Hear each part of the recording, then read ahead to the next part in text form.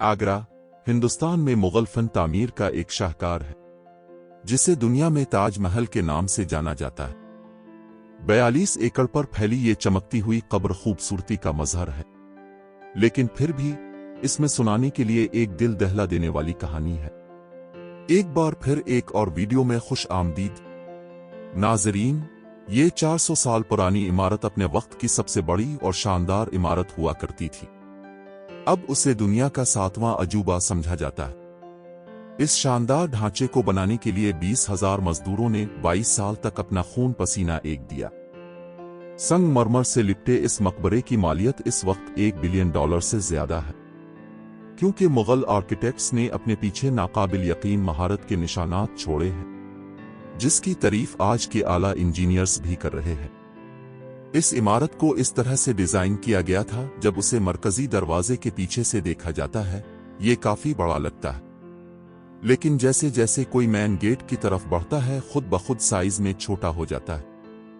ये पहला मौका नहीं था जब मुगल आर्किटेक्ट्स ने इस तरह की दिमागी चालों का इस्तेमाल किया।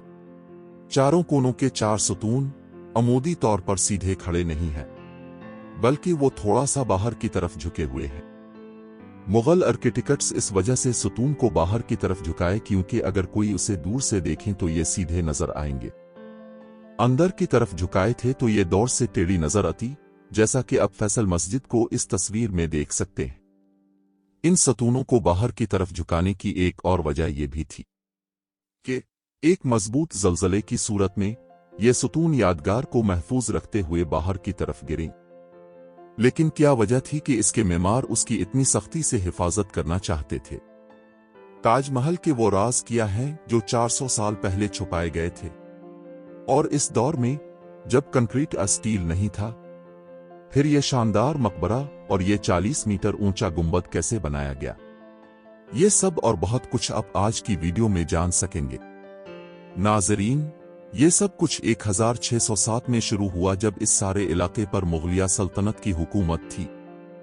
इस दिन मुगल बादशाह का सबसे छोटा बेटा शहाब अल-दीन मोहम्मद खुर्रम 15 साल का हो गया, और इस मौका को मनाने के लिए आगरा कला में एक शानदार पार्टी का इनेकाद किया गया। खुर्रम शहंशाह का पसंदीदा बेटा था, इसीलिए इसकी हर सालगिरह में हीरे और सोने के साथ इसका वजन किया जाता था, यानी खुर्रम को इसके वजन के बराबर खजाना तोहफे में दिया जाता था। लेकिन इस सालगिरह पर कुछ और खास होने वाला था। शहंशाह ने खुर्रम की शादी अपने एक वकील की बेटी से तय की। उसका नाम मुमताज महल था। मुमताज और खुर्रम को पहले ही दिन एक दूसरे से प्यार हो गया। उस वक्त कोई नहीं जानता था कि यह मोहब्बत बेहयाई हो जाएगी। अगले 10 सालों तक शहजादे ने मुतअद्दिद लड़ाइयां लड़े और फतह हासिल की। इसीलिए शहंशाह ने इसे शाहजहां का खिताब दिया, जिसका मतलब है दुनिया का बादशाह। शाहजहां की कुल 6 बीवियां थीं जो आगरा के किले के हरम में रहती थीं। 6 में से शाहजहां को मुमताज से सबसे ज्यादा प्यार था, और यही वजह थी कि वो अपना ज्यादा वक्त मुमताज महल के साथ गुजारते थे। वक्त तेजी से गुजर रहा था और 4 साल बाद यानी 1621 में मुगल बादशाह का इंतकाल हो गया। शाहजहां जो मुगलिया सल्तनत में काफी मशहूर था और शहंशाह का पसंदीदा बेटा भी था।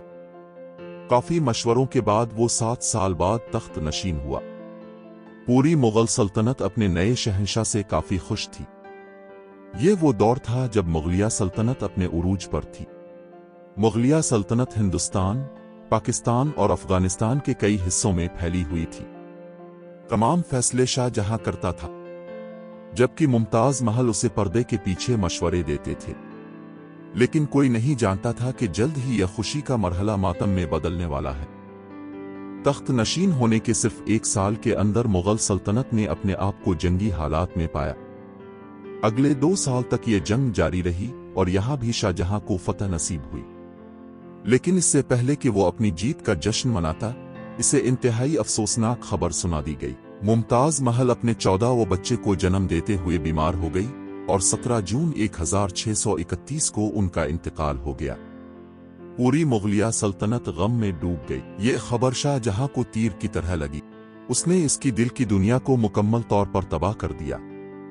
शाहजहां का पहला प्यार और उसकी सबसे प्यारी बीवी मुमताज महल अब नहीं रही। सुना है इस दुख ने शाहजहां को अंधेरों में धकेल दिया।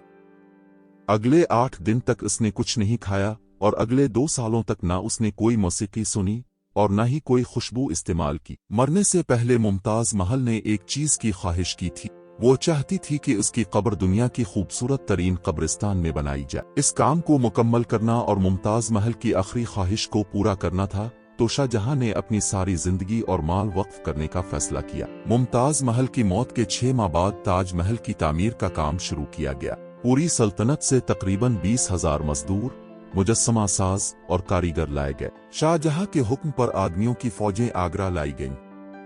क्योंकि मुमताज महल की कब्र दरियाए जमुना के किनारे मौजूद थी, इसलिए यहाँ दुनिया की सबसे खूबसूरत इमारत तामीर करना बहुत मुश्किल काम था। दरिया के किनारे की जमीन नर्म थी और अगर इस जगह की खुदाई की जाए तो पानी का बहाव ताजमहल की बुनियाद को नुकसान पहुंचा सकता है। इस मसले को हल करने के लिए मुगल इंजीनियरों ने कई कुनवे खोदने शुरू कर दिए। मजदूर उस वक्त तक कुनवा खोदते जब तक उन्हें खुश्क मिट्टी न मिल जाती। ये कुनवे फिर चट्टानों और मलबे से भरवाते थे और उसके ऊपर पत्थरों के बड़े बड़े सुतून बनाए गए थे। इस काम को अंजाम देने के लिए मजदूरों के साथ हाथियों की फौज भी इस्तेमाल की गई।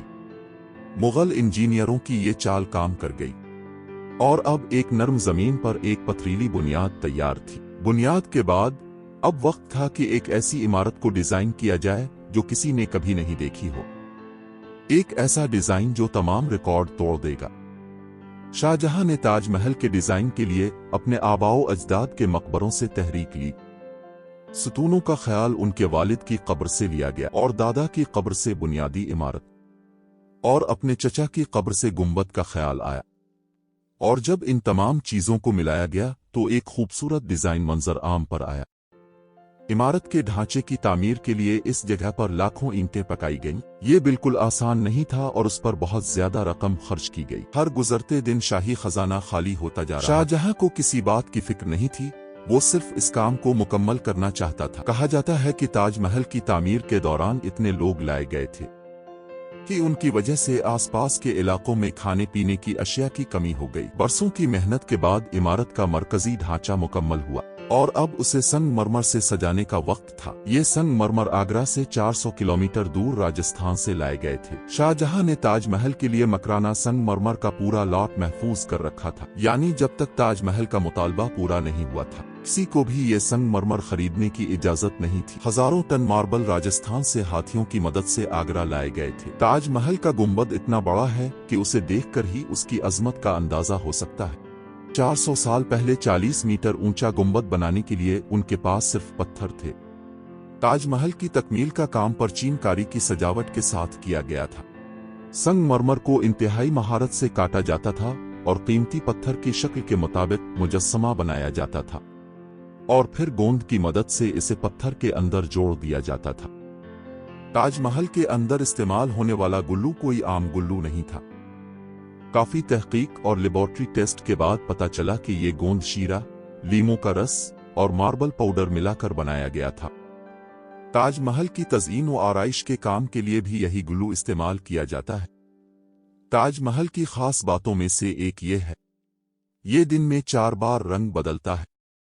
तुलू आफताब से पहले ये सिया साया देता है। तुलू आफताब के बाद इसका हल्का पीला और गुलाबी रंग हो जाता है और दोपहर में ये शानदार तौर पर सफेद लगता है, जैसे नीले आसमान पर कोई सफेद मोती चमक रहा हो। और गुरूब आफताब के वक्त पूरी इमारत सुनहरी नजर आती है। 22 साल बाद 1604 में ताजमहल की तामीर का काम मुकम्मल हुआ। शाहजहां अपनी प्यारी बीवी के लिए दुनिया का सबसे खूबसूरत मज़ार मुकम्मल करने में कामयाब रहा। शाहजहां ने इस शानदार इमारत का नाम अपनी बीवी के नाम पर रखा। मुमताज महल से मुतासिर हैकर इस इमारत का नाम ताज महल रखा गया।